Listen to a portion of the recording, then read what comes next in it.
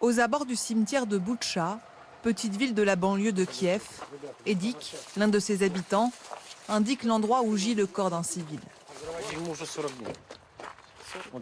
Ça fait 40 jours qu'il est là. C'était un homme qui était sur le passage à niveau et ensuite ils ont traîné son corps jusque-là. Edik a vécu l'une de ces exécutions au plus près. Un de ses amis a été abattu sous ses yeux. On était réunis avec 2 amis dans la maison. Les soldats russes ont passé les fusils par-dessus mon portail, je suis sorti les mains en l'air. J'ouvre la porte, puis ils me demandent où sont les autres. Ils pointent leurs armes vers eux et leur demandent de sortir un par un. Ils ont pris les téléphones, ils sont revenus 20 minutes plus tard. Puis ils ont demandé à qui appartenait un téléphone en particulier. Mon ami a dit « à moi ». Ils lui ont ordonné de sortir, il n'y a pas eu la moindre discussion possible.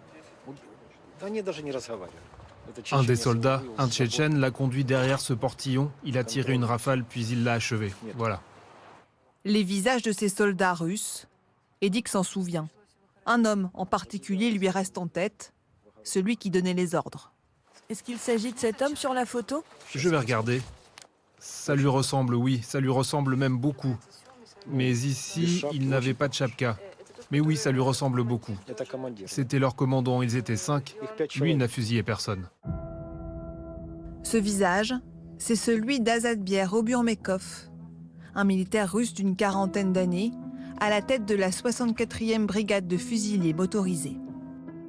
C'est le chef d'une unité, d'une brigade, c'est à ce moment-là, il doit avoir à peu près 2000 hommes, 3000 hommes, dont on sait effectivement qu'elle était dans le secteur à partir du 7 mars, et qui, ce que je veux dire, c'est que c'est une unité qui est suffisamment petite pour que son chef, en tout cas, soit au moins au courant de ce qui se passe à peu près partout. Son unité d'ordinaire basée dans une petite ville de l'extrême-orient russe est accusée par les Ukrainiens d'avoir exécuté des dizaines de civils, commis des viols, des pillages.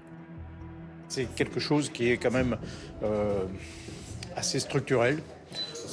L'armée russe est une armée brutale qui n'a pas... brutale envers ces soldats aussi, hein. Attention, c'est une armée violente par nature et qui n'a pas encore réussi, qui n'avait pas réussi sa transformation, on va dire, en une armée professionnelle, moderne. Une violence qui s'est pleinement déchaînée à Boutcha. Au milieu des corps de civils exécutés, le procureur du district continue de rassembler des preuves de la présence des militaires russes dans la ville et ses alentours, en recoupant notamment des témoignages d'habitants. Sur son téléphone, le fruit de ses premiers jours d'enquête, une liste de responsables potentiels. J'ai tous les prénoms, tous les noms, tous les patronymes, leurs matricules, leur lieu de domiciliation. Tout ça, c'est sur 84 pages. Il y a une enquête en cours pour identifier ces personnes. Les témoins et des victimes survivantes nous donnent des renseignements et des informations. On a déjà identifié certaines personnes, on sait quelle apparence physique ils ont grâce à ces témoignages. Tout en haut de sa liste, Azatbier Omurbekov. Sa présence à Boutcha ne fait aucun doute. Mais quel a été son rôle exact? A-t-il ordonné ses exactions ou a-t-il laissé faire ses hommes?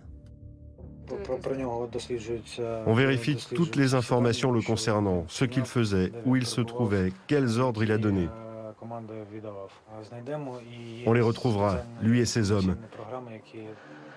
Le 30 mars dernier, la 64e brigade s'est repliée hors de Boutcha, conformément aux ordres de Vladimir Poutine. Elle se trouverait désormais en Russie, à Belgorod, à 60 km de la frontière ukrainienne, prête à se redéployer vers la ville de Kharkiv.